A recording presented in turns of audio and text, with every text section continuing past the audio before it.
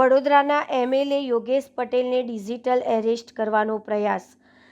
Vadodara cyber માફિયાઓ હવે સામાન્ય જનતાની સાથે સાથે દિગ્ગજ નેતાઓને પણ નિશાન બનાવી રહ્યા છે।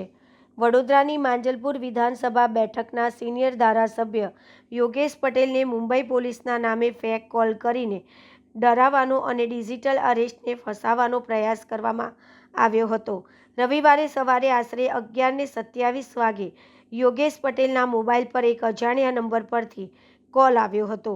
કોલ કરનાર વ્યક્તિએ પોતાનો પરિચય મુંબઈ પોલીસના અધિકારી તરીકે આપ્યો હતો અને હિન્દી ગુજરાતી મિશ્રિત ભાષામાં વાત કરી હતી।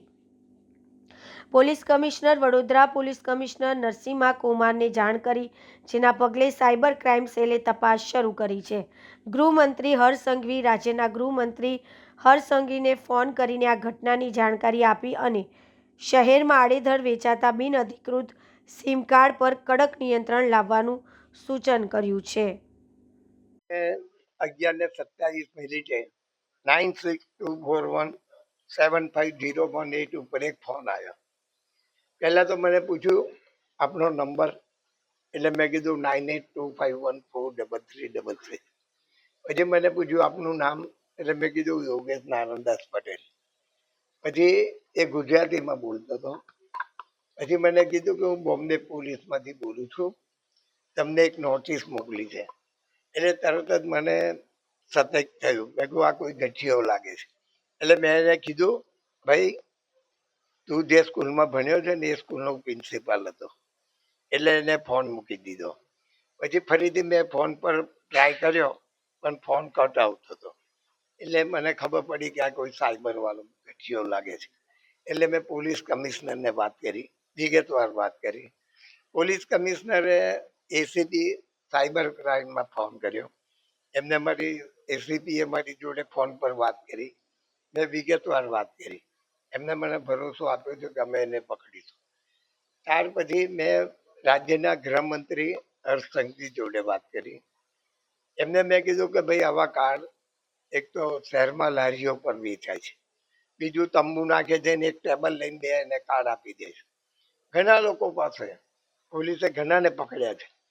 2 કાર્ડ હોય, 10 કાર્ડ હોય, 50 કાર્ડ હોય, આવા કાર્ડ ઘસીને લોકોને છેતરતા હોય છે। એટલે મેં ગૃહમંત્રી સાથે કીધું કે ભાઈ પહેલા તો આ કાયદામાં સુધારા કરો।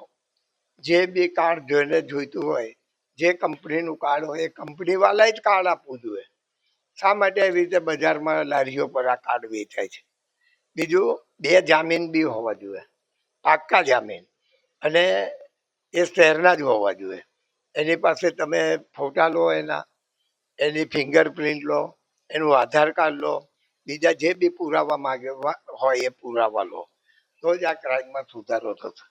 બહારગામથી કોઈ વ્યક્તિ આવી, એને સિમ કાર્ડ જોઈએ છે, ભલે એને સિમ કાર્ડ આપે પરંતુ એના જામીન તો શહેરના જ હોવા જોઈએ, જે તે વિસ્તારના હોવા જોઈએ।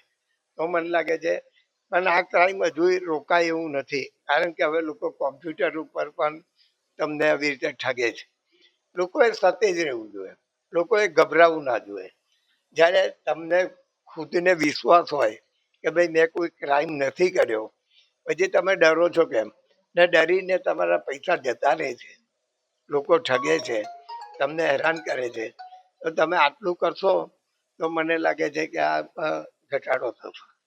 કાકા માનું છું જે પ્રકારે તમે સ્માર્ટફોન તો નથી વાપર્યો, સાદો ફોન વાપર્યો, એના કારણે જ આ બચી શક્યો? કારણ કે ના ના, બધાએ છે ને ભલે સ્માર્ટફોન વાપરે પણ પોતે કોઈ બી આવી રીતે વાત કરે ને એને વિચારવું જોઈએ કે ભાઈ આ માણસ મને છેતરી રહ્યો છે। એને ફોન કટ કરી દેવો જોઈએ, કાં તો એને કહેવું જોઈએ ચાલ મૂકી દે ફોન, તોય બી પેલો ગભરાઈ જશે સામે વાળો।